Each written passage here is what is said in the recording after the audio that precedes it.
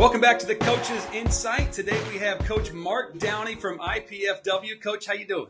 I'm doing great, Richie. How are you today? I'm terrific. I'm looking forward to talking to you. You have a resume a mile long, and I want to talk to you about millennials. You've coached over 20 years. You've coached players 20 years ago. You've coached today's players. A lot of coaches think that they have to treat players differently than they did in years past, but what do you think? Do we have to change the way we coach?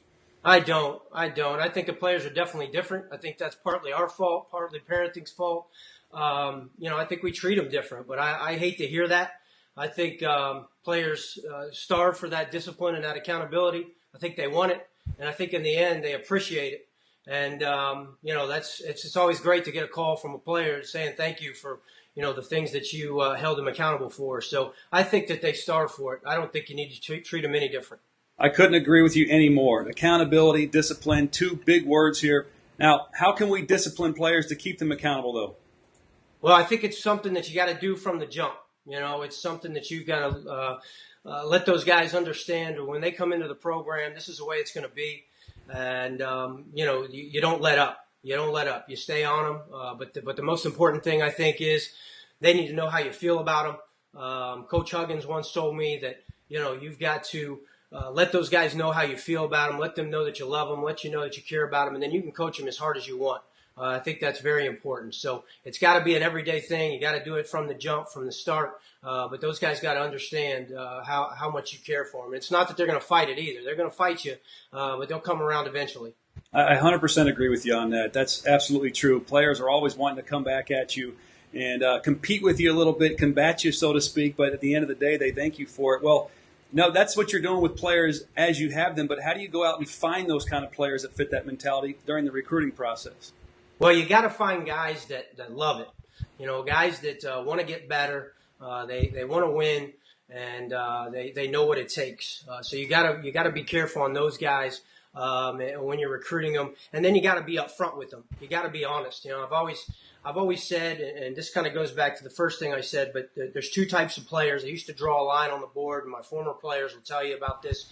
They'll probably laugh when they hear this, but there's two types of guys. There's one guy on the one side that loves it, that wants to work for it, that'll do whatever they've got to do to get better and strive to have success. And then the other guy on the other side that just likes what the game brings them, the status, the gear, that social status, and maybe even the women on that come along with it. But that's what they love. So you got to find those guys on the other side of the board that really want to win and really want to get better.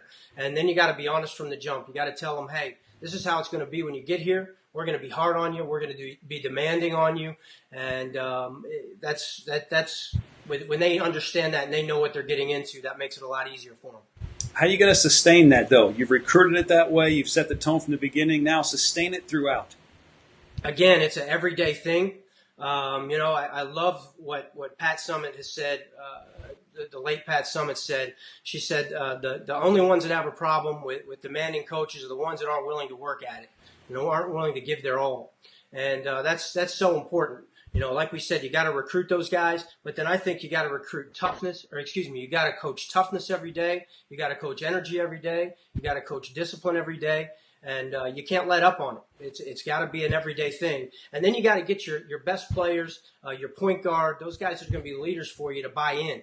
And they've got to understand the end product and take ownership in what you're trying to do. And when you get that, Popovich always talked about Tim Duncan. And he allowed Tim Duncan to coach him hard, which in return, everybody else jumped on board with it and didn't have a problem with it. So that's what you need. You need that great leadership, and it's got to be an everyday thing. I think coaching those three things, toughness, energy, and discipline, are just as important as coaching X and O's, no doubt about it. Well, that's outstanding. When you become a head coach again, a lot of people know you were a very successful head coach. When you become a head coach again, how are you going to handle this? Just the way we talked about every day. I think it's different with if I was to take over the program that I'm at now, saying, if I moved up, if Coach Kaufman moved on, or if I got another job, it just depends on the situation. Are you coming into a winning culture? Are you coming into a culture that needs to be, which is what I've done in the past. I've taken over a lot of programs that were down and needed to be moved up, and they're different situations. So you'd hand them a little bit different, but not much, not much. You got to get in, establish your culture, let them know that you're going to be you. And you're going to coach your mentality. And then there's a bunch of benefits that come along with it, just being hard on the guys and making them, disciplining them and being accountable. You're going to get that togetherness because those guys are going to be going through the battles every day, and you're going to be putting them through those battles and testing them. So they're going to come together.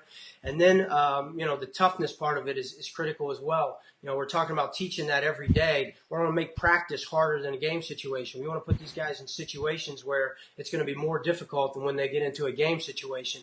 So they're going to develop that toughness. And then at the end, too, they're going to love playing for you. And that's one of the things, I think that's one of the biggest compliments that I could ever get, that, my guys love playing for us, for our staff.